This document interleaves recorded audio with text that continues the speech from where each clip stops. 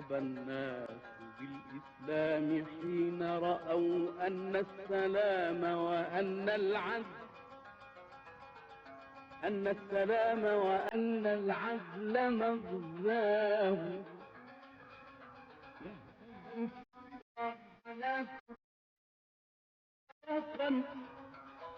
من بأسه وملوك الروم تخشاه إني لأعتبر الإسلام جامعة للسبب إنه الله أرواحنا تتلاقى فيه خافقة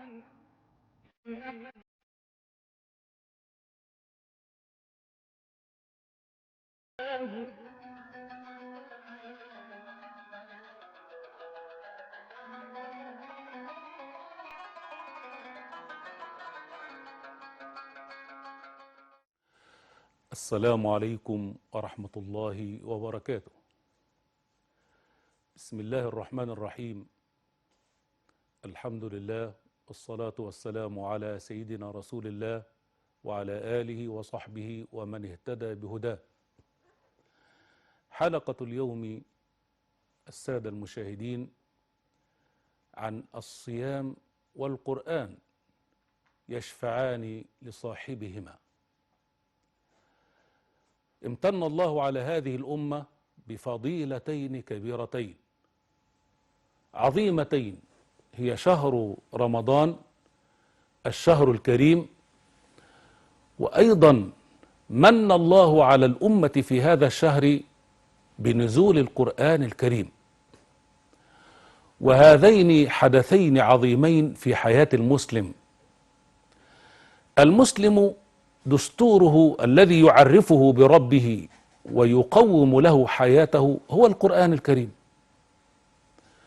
ثم جاء الصيام ليتعامل مع الإنسان بطبيعة خالقه سبحانه وتعالى. فإن الإنسان مخلوق من شقين اثنين.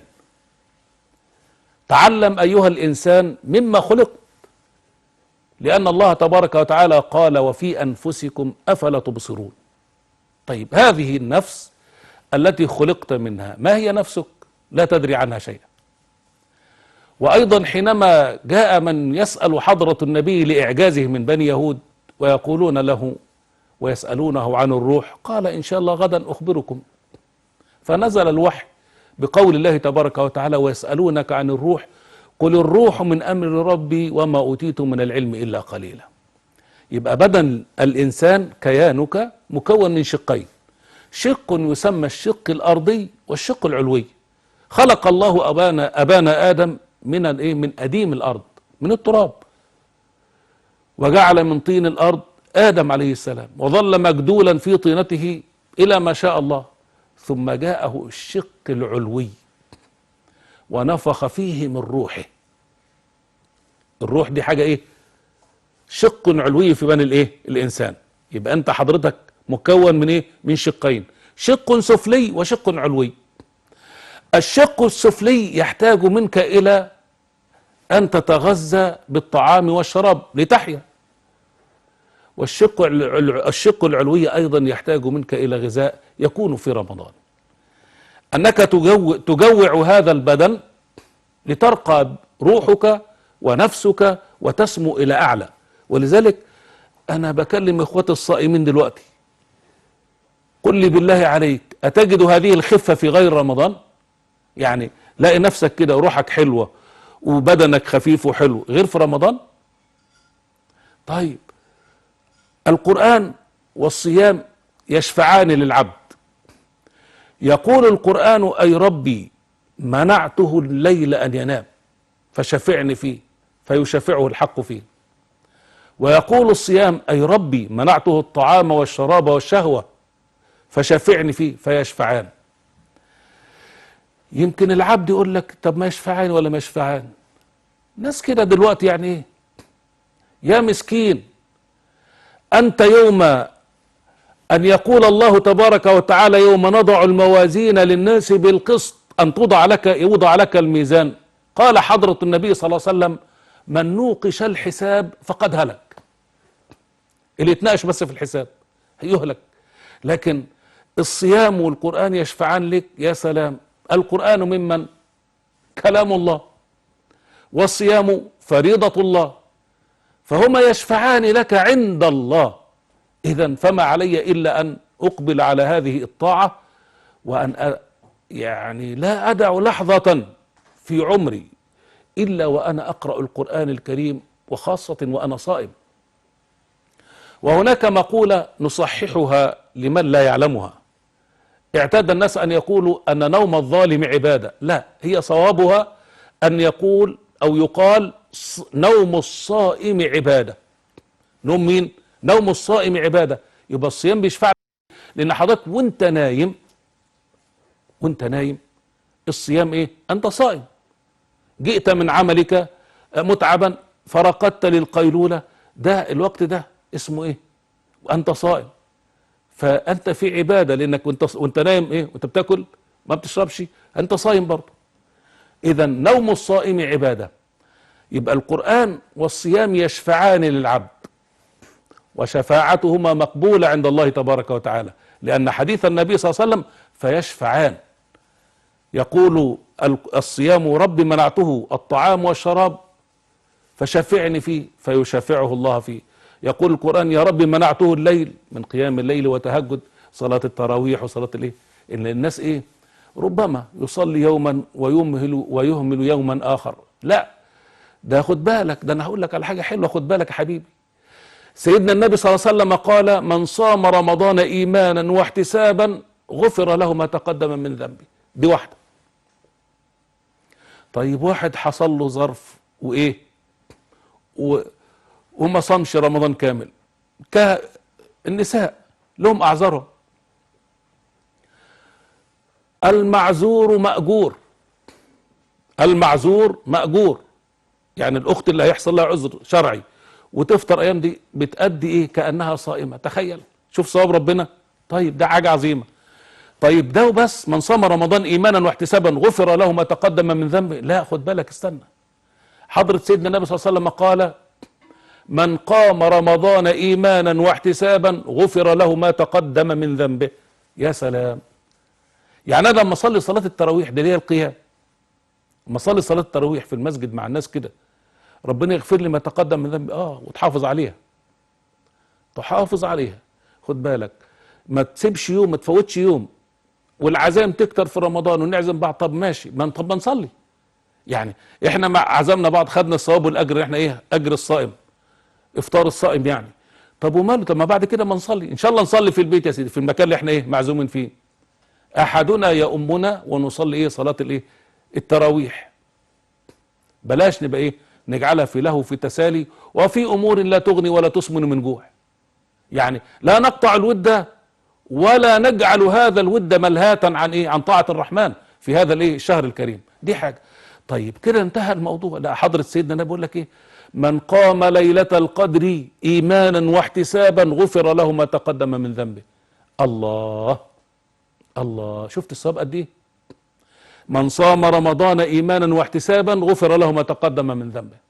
من قام رمضان ايمانا واحتسابا غفر له ما تقدم من ذنبه. من قام ليلة القدر ايمانا واحتسابا غفر له ما تقدم من ذنبه. طب واللي عمل الثلاثة؟ يعني من نال وحاز هذه الثلاث فهو عند الله ايه؟ في مكانة عظيمة اكيد، من المؤكد. ليه؟ حاز شرف انه صام لله خالصا، ثم وفقه الله الى قيام ليالي رمضان كاملة، ثم ضمن هذه الليالي كانت ليلة القدر. نسأل الله ألا يحرمنا ثوابها، وأن يرزقنا ثوابها والمسلمين أجمعين. ففي هذا الشهر العظيم وفي هذه المناسبة سيدنا النبي يقول: القرآن والصيام يشفعان للعبد. يبقى دول بيشفعوا مين؟ بيشفعوا لك. بيشفعوا لك فين؟ عند الله. ويا لها من شفاعة كريمة من فرضين فرض اللهما على أمة الإسلام. القرآن الكريم نزله الله دستورا لنا، والصيام فريضة علينا. فهما يعني أنا لا أستشعر أني أستطيع أن أحيا يوما بدون القرآن الكريم، فهو الذي كلما ضاقت بي الحياة قرأت القرآن فاتسعت بي الحياة. والله تبارك وتعالى يقول ولقد يسرنا القرآن للذكر فهل من مدكر. وقال عز من قائل أفلا يتدبرون القرآن أم على قلوب أقفالها. اوعى تقرأ القرآن أو تسمع القرآن وانت عنه لاهي. خد الثواب، خد الثواب. القرآن ده لم ينزل لنا ولا يعطيه الله لهذه الأمة إلا لإصلاحها، فانصلح بالقرآن. واعلم أن القرآن يشفع لك عند الله والصيام يشفع لك عند الله، فما تهش عن المسألة دي أبدا، خليك حريص عليها حتى إيه تنال الثواب من الله العظيم. يبقى خليك إيه ناصح، ناصح في إيه في الطاعة. أنت ناصح في الدنيا تجمعها من الشتات وتبقى فرحان انك روحت اخر النهار ايه وانت ربحان من الدنيا. طيب ما تربح الاخره يا اخي، لان كما قلت لك الانسان مكون من شقين، الشق الطيني اللي بيحتاج للطعام والشراب، طب والشق العلوي يحتاج منك الى ايه؟ الى هذا الصيام وهذا القرآن. القرآن يخاطب الارواح فتحيا به الابدان، فاذا ما حيا البدن وصحت الروح كان جسدا نقيا سليما لا ترى منه اذى لبشر. مستحيل مستحيل ان يكون انسان امن بالله ربا وبالاسلام دينا وصام رمضان وقرأ القرآن ان يؤذي احدا من خلق الله. لان معهود علينا ان نبينا صلوات ربي وسلامه عليه قال الله فيه وما ارسلناك الا رحمة للعالمين، ومن يسير على هديه يكون مثله، يكون رحمة كمان ليه؟ لمن حوله. سيدنا النبي رحمة للعالمين. أتدرون من هم العالمون؟ الذين يقصد بهم هم كل ما دون الله، عالم الإنسان وعالم الحيوان وعالم الشجر وعالم الطيور وعالم الحشرات، وكل ذلك فيه رحمة وجدناها في سنة النبي صلى الله عليه وسلم، حيث أنه حينما رأى أصحابه يأخذون فرخا من طائر قال من روعه، وينهاهم النبي على أن يفعلوا. ولما كانوا في غزوة وكان في واد من وأودية النمل وجاء من حرق قال لا يعذب بالنار إلا رب النار. دي الرحمة سيدنا النبي.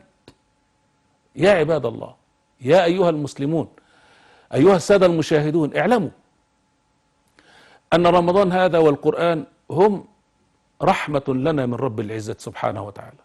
جاء رمضان ليخرجنا من أمور كثيرة ويدي البدن هدنة يريحك من الطعام والشراب والأمور الكثيرة التي تتراكم في بدنك. وهناك أمور طبية يسأل فيها أهل الطب كيف يعالج الصيام أمراضا لا يحصيها إلا الله، بل إن الصيام فيه منفعة للبدن، فيه منفعة للبدن، وخاصة أصحاب الأمراض التي يعني يصابون بالتخمة من الطعام والشراب إلى غير ذلك. فالصيام لهم وجاء ووقاية، والصيام في للشباب أيضا وقاية، كما قال النبي صلى الله عليه وسلم يا معشر الشباب من استطاع منكم الباءة فليتزوج ومن لم يستطع فعليه بالصوم فإنه له وجاء، أي وقاية يحميه من نفسه، يحميه من الوقوع في الآثام. طيب الصيام والقرآن يشفعان للعبد عند رب العباد، يشفعان لك في قبرك، يشفعان لك يوم الحساب، يدخلانك الجنة. ولذلك يعني تخيل معي أيها الأخ الكريم وأنت صائم وتقرأ القرآن وتأتي يوم القيامة مع المشهد الذي يكون فيه الخلائق، ثم يسير الكل على الصراط الذي ضربه الله فوق ظهر جهنم. مين اللي يكون رفيقك على هذا الصراط؟ القرآن الكريم والصيام. تخيل يصحبانك إلى فتمر عليه كما قال حضرة النبي منهم من يمر عليه كالبرق الخاطف. ليه ما تكونش كده؟ ما هو ده هتقدم اليوم العمل الصالح تلقاه يوم يوم أن تلقى الله، لأن الله تبارك وتعالى قال وقدموا لأنفسكم، وقال عز من قال فمن يعمل مثقال ذرة خيرا يرى ومن يعمل مثقال ذرة شرا يرى. يبقى هذا الخير الذي وهبنا الله إياه نستحوذ منه لأنفسنا ونأخذ منه، فإن خير الله عظيم وكبير. ولذلك حينما قال الحق في حديث قدسي: كل عمل ابن آدم له إلا الصوم فإنه لي وأنا أجزي به. يا لهذا العطاء وهذا الجزاء من رب العباد.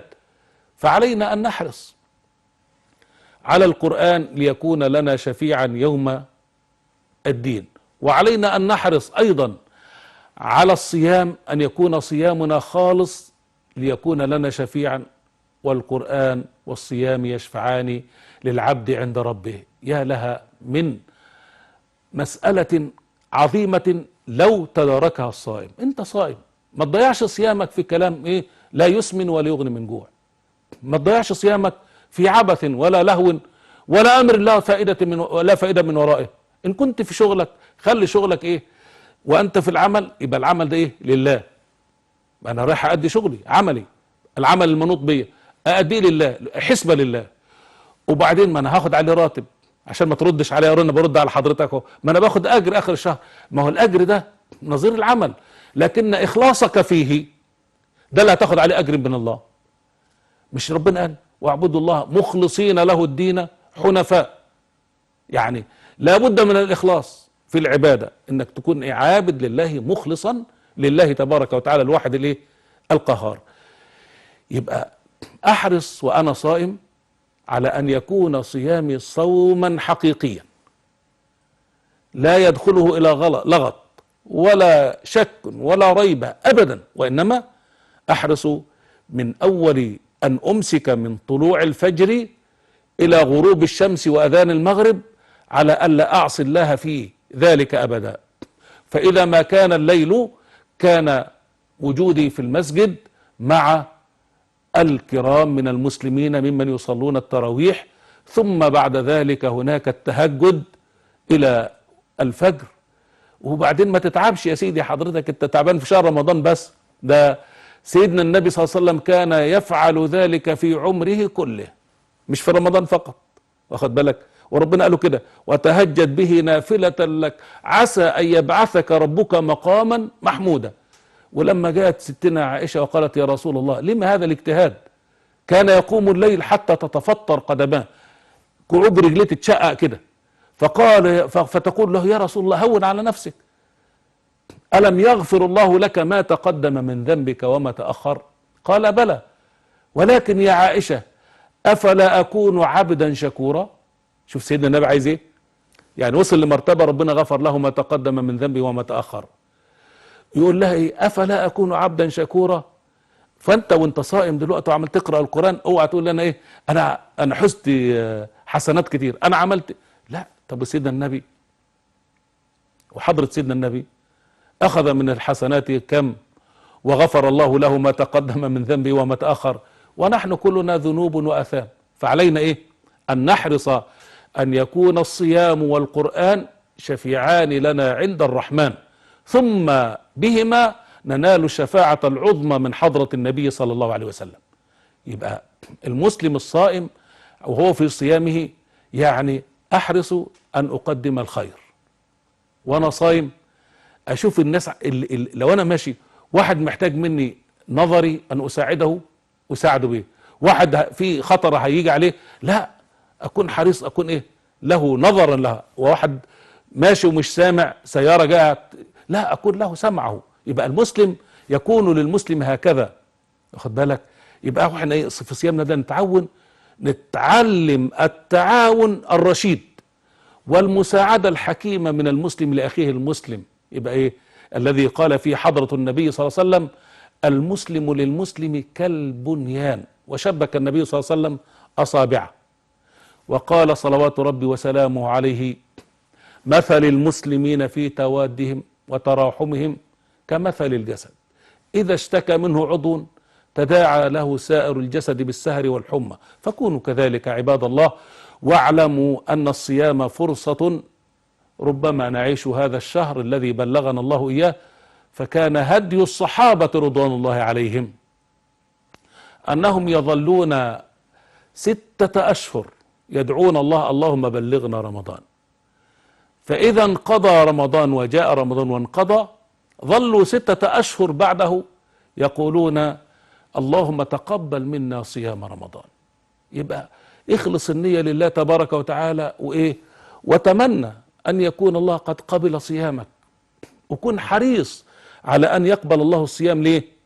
أصل الصيام ده خد بالك مين اللي براعيك فيه؟ مش قانون وضعي، ما فيش قانون، ما حدش ماسك لك عصايه يقول لك تصوم ولا يعني ممكن تستخبى وتقول كلت، لا. طب تاكل فين؟ واخد بالك؟ طيب يبقى محتاج انك تراعي ربك فين في هذه المسألة وتراقبه. أسأل الله أن يتقبل منا ومنكم الصيام والقرآن وصالح الأعمال. أقول قولي وأستغفر الله، والسلام عليكم ورحمة الله وبركاته. رحب الناس بالإسلام حين رأوا أن السلام وأن العدل مغزاه. يهتز كسرى على كرسيه فرقا من بأسه وملوك الروم تخشاه.